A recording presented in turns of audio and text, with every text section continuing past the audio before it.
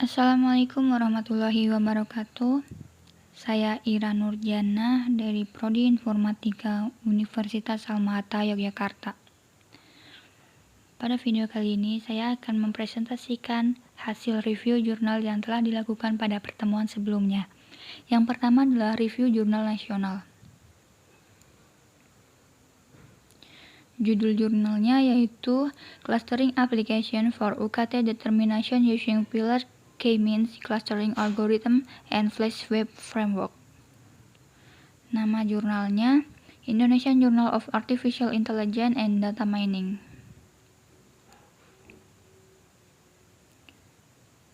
Volume dan halaman. Volume 1 nomor 2 halamannya 53 sampai 59.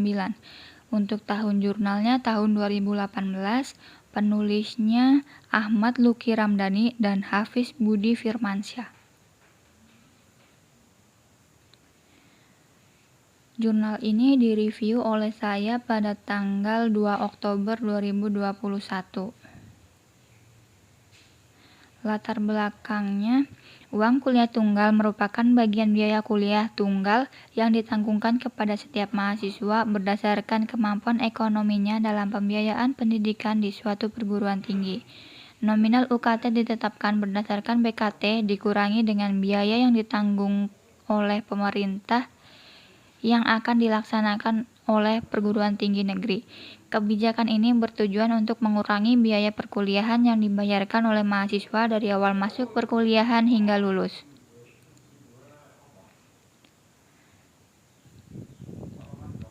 Tata cara penggunaan dan penetapan nominal UKT telah diatur oleh undang-undang sesuai dengan kebutuhan operasional perguruan tinggi negeri dalam menyelenggarakan kegiatan perkuliahan.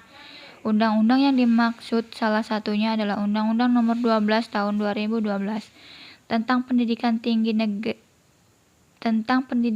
Negeri terkait bantuan operasional perguruan tinggi negeri (BKT dan UKT).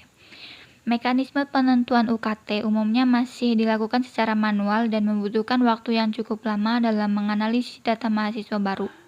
Berangkat dari permasalahan tersebut dibutuhkan sebuah mekanisme penentuan UKT yang dapat dilakukan dengan mudah.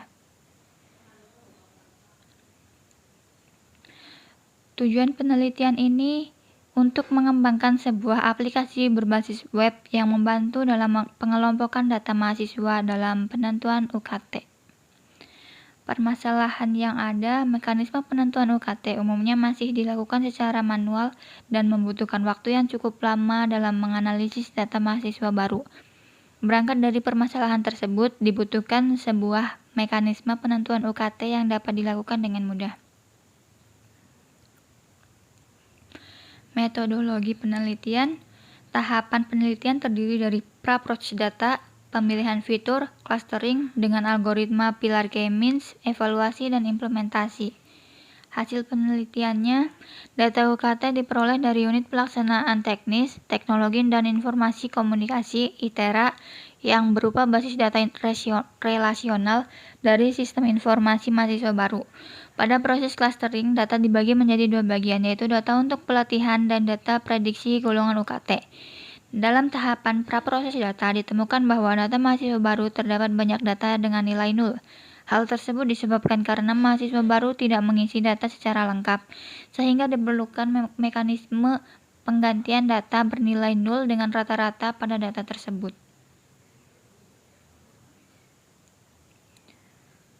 Proses clustering dengan menggunakan Pillar K-Means dilakukan dengan variasi nilai alfa, beta, dan K dengan sebaran nilai alfa dan beta di antara 0 dan 1. Berdasarkan hasil percobaan yang dilakukan, nilai alfa dan beta menunjukkan peran penting dalam penentuan nilai koefisien Silhouette. Terlihat jelas bahwa penentuan nilai terendah alfa dan beta dengan nilai 0,4 dan 0,6 memungkinkan untuk inisialisasi dalam jumlah klaster antara 1 dan 8. Sedangkan untuk penentuan golongan UKT pada jumlah klaster yang terbentuk ditentukan berdasarkan observasi objek data dan koefisien Silhouette pada setiap klaster. Hasil dari proses clustering digunakan untuk mengembangkan aplikasi web penentuan UKT yang memungkinkan dilakukan secara otomatis.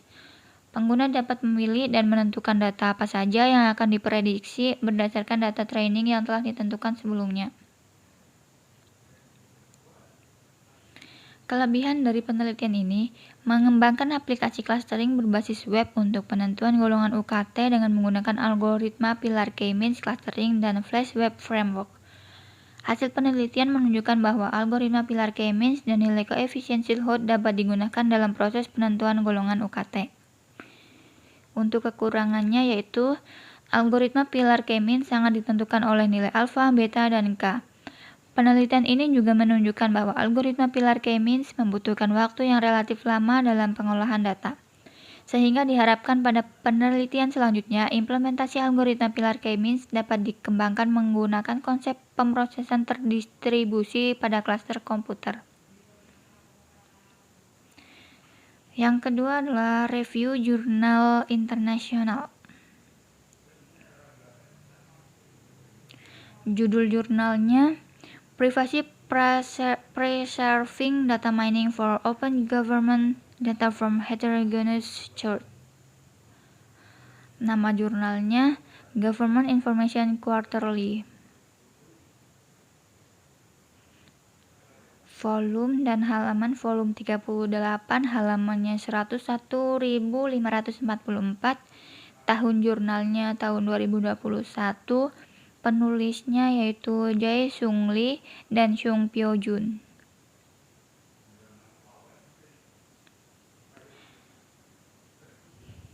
Jurnal ini direview pada tanggal 19 Oktober 2021. Latar belakangnya, pada tahun 2013, beberapa negara menandatangani Piagam G8. Namun, kemungkinan untuk menyempurnakan prinsip-prinsip untuk mendukung pemanfaatan OGD yang lebih luas telah didiskusikan. Pembukaan Piagam Data Terbuka Internasional dengan jelas menyoroti tujuan utama OGD untuk mengajar inovasi berbasis teknologi untuk menciptakan pemerintah dan bisnis yang lebih akuntabel, efisien, responsif, dan efektif, sekaligus mendorong pertumbuhan ekonomi.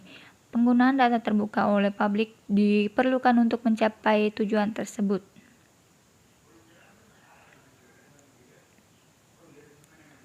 Namun, ini memberi para pemangku kepentingan di seluruh dunia akses yang belum pernah terjadi sebelumnya ke OGD, memungkinkan pihak luar untuk menggunakan pengalaman dan informasi eksternal mereka yang dikumpulkan dari data mining sebagai pengungkit untuk kepentingan mereka sendiri.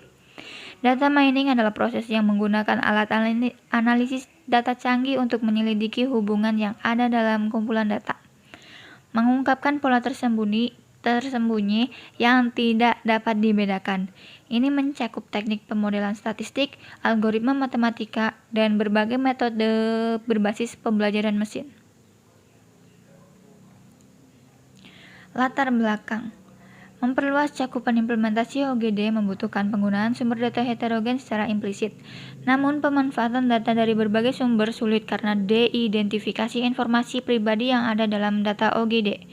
Hambatan privasi semacam itu menghadirkan hambatan besar bagi penambang OGD dengan membatasi akses ke data sensitif.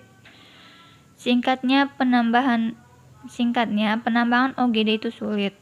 Hal ini dikarenakan kerumitan membangun hubungan yang baik untuk analisis data karena kurangnya pengidentifikasi yang disebabkan oleh de-identifikasi yang semakin mempersulit pembagian data antar lembaga pemerintah.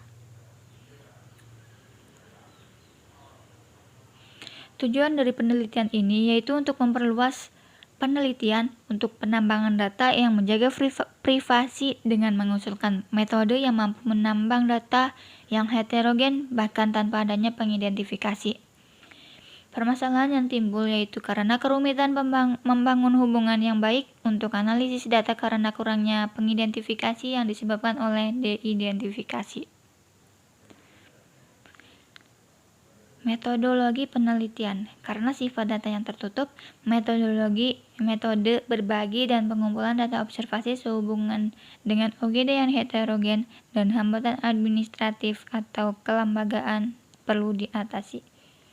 Hasil penelitian, bahan dan metode dasar yang terkait dengan studi ini dan karya terkait dibahas dalam seksi Kode semu yang untuk algoritma diuraikan dalam bagian lingkungan eksperimental dan hasilnya dirangkum dalam bagian.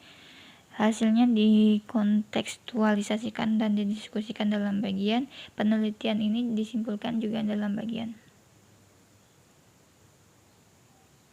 Kelebihan dari penelitian ini, hampir semua studi yang ada terkait dengan penerapan solusi pelestarian privasi sehubungan dengan OGD telah berfokus pada solusi teknis selama tahap penerbitan, membatasi aplikasi mereka untuk penerapan OGD di masa mendatang.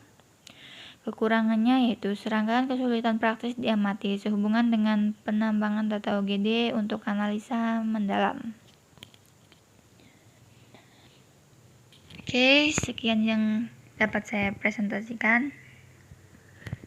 Atas perhatiannya saya ucapkan terima kasih. Wassalamualaikum warahmatullahi wabarakatuh.